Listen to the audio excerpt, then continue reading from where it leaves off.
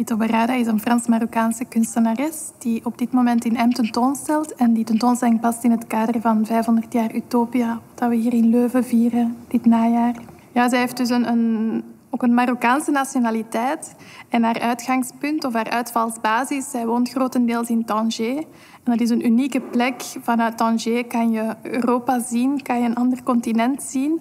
En zij werkt heel erg met haar foto's, haar films vanuit die stad en in die stad als een soort metropool of een soort exemplarisch iets voor iets te vertellen over heel de wereld. Vous avez toutes sortes de résonances ou d'échos qu'on peut retrouver dans le travail, soit par rapport à des utopies politiques, soit des contre-utopies, ou en creux par rapport à des histoires d'échecs, d'imaginaire, ou de rêves de société idéale. Là, c'est proche de moi, ma figure imaginaire et tutélaire avec laquelle je travaille, c'est le maréchal Lyautey. La figure historique, publique et aussi privée, parce que sa correspondance m'intéresse, du maréchal Lyautey, est une personne avec qui j'ai une sorte de conversation imaginaire depuis quelques années.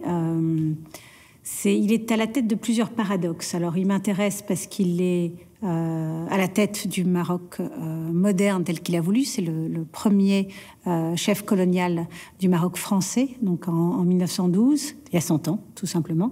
Il n'a pas duré très très longtemps au pouvoir, mais il avait une ambition folle d'inventer un Maroc nouveau. Donc c'est une figure très ambiguë qui m'intéresse beaucoup parce qu'elle est à la fois opaque, donc riche et polysémique. Je peux tirer dans plusieurs directions. C'est un maréchal de France, mais c'est quelqu'un qui aussi a voulu inventer des traditions au Maroc.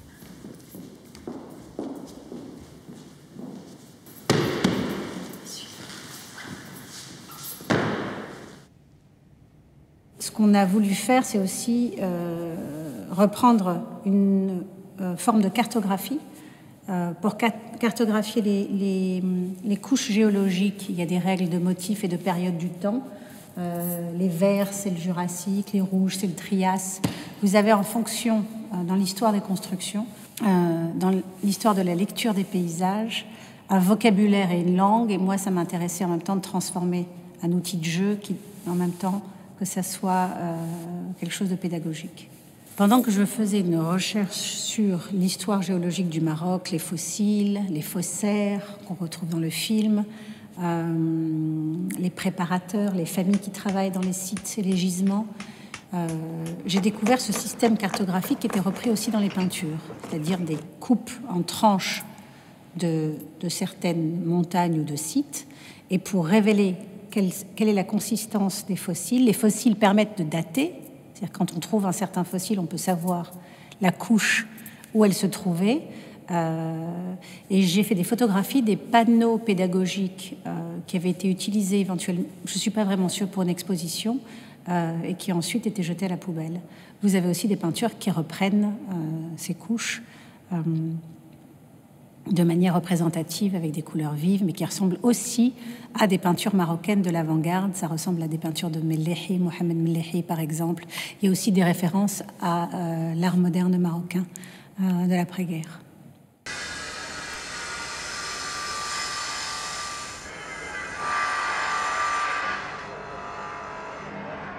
J'ai commencé une recherche sur l'histoire géologique du Maroc il y a quelques années, en travaillant avec plein de professions qui travaillent dans le domaine, que ce soit le développement de l'économie autour des fossiles, l'exploitation des gisements, les familles qui vivent l'économie locale, les géologues, les paléontologues.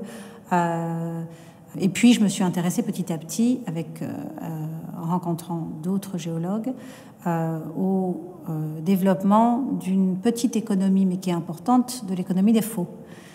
Et puis qui sont surtout des autodidactes. Ce qui m'intéressait aussi, c'est que ces gens-là ont eu peu accès, à part comme ça, par frottement avec des scientifiques qui viennent travailler sur le terrain. Ces gens-là sont assez isolés et ont acquis un savoir-faire et une connaissance des fossiles qui est bluffante.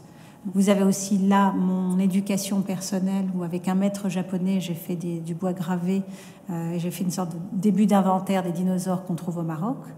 parce que c'était une chose que je ne connaissais pas, qu'on avait un des plus grands dinosaures carnivores, et qu'il y avait toute une culture, mais qui ne faisait pas partie de l'histoire nationale et populaire de l'exploitation des dinosaures et de leur développement et de leur disparition.